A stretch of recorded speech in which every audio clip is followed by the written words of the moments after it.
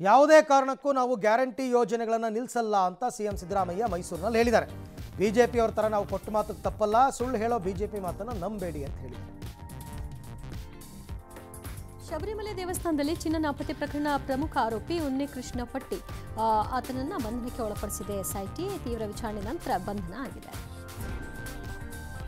ಮೈಸೂರು ಜಿಲ್ಲೆ ಬಡಗಲಪುರದಲ್ಲಿ ನಡೆದಿದ್ದ ಹುಲಿ ದಾಳಿ ಪ್ರಕರಣದಲ್ಲಿ ದಾಳಿಗೊಳಗಾಗಿದ್ದ ರೈತ ಮಹದೇವ ತನ್ನ ಎರಡೂ ಕಣ್ಣನ್ನು ಕಳ್ಕೊಂಡಿದ್ದಾರೆ. ಮುಖ್ಯಮಂತ್ರಿಗಳು ಈತ ಭೇಟಿ ಮಾಡಿ ಸಾಂತ್ವನ ಹೇಳಿದರೆ ಸಂಪೂರ್ಣ ಚಿಕಿತ್ಸಾ ವೆಚ್ಚ ಭರಿಸ್ತೀವಿ ಸರ್ಕಾರ ಅಂತ ಹೇಳಿದ್ದಾರೆ.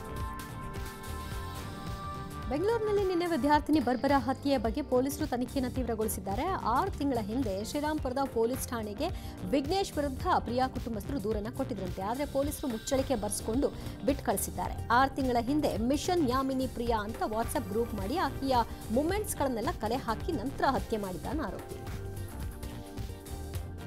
ಬೆಂಗಳೂರಿನಿಂದ ರಾಯಚೂರಿಗೆ ಹೋಗ್ತಾ ಇದ್ದಂತಹ ಖಾಸಗಿ ಬಸ್ ಒಂದು ಬೆಂಕಿಗೆ ಆಹುತಿಯಾಗಿದೆ.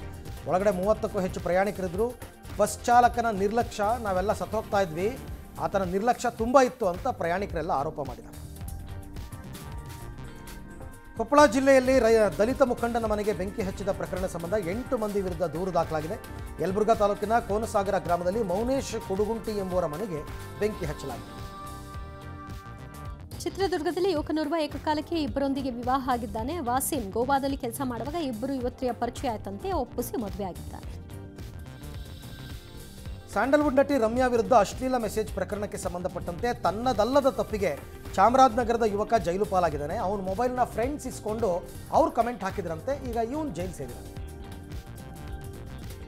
ಜನಪ್ರಿಯ ರಿಯಾಲಿಟಿ ಶೋ ಸರಿಗಮಪದ ಮೂಲಕ ಜನಪ್ರಿಯರಾಗಿದ್ದಂತಹ ಸಾಗರದ ಗಾಯಕಿ ಸುಹಾನಾ ಸೈಯದ್ ಹಾಗೂ ರಂಗಭೂಮಿ ಕಲಾವಿದ ನಿತಿನ್ ಶಿವಾಂಶ್ ಇವತ್ತು ದಾಂಪತ್ಯ ಜೀವನಕ್ಕೆ ಕಾಲಿಟ್ಟಿದ್ದಾರೆ. ಮಂತ್ರಮಾಂಗಲ್ಯದ ಆಶಯದಂತೆ ಸರಳವಾಗಿ ವಿವಾಹ ಆಗಿದೆ.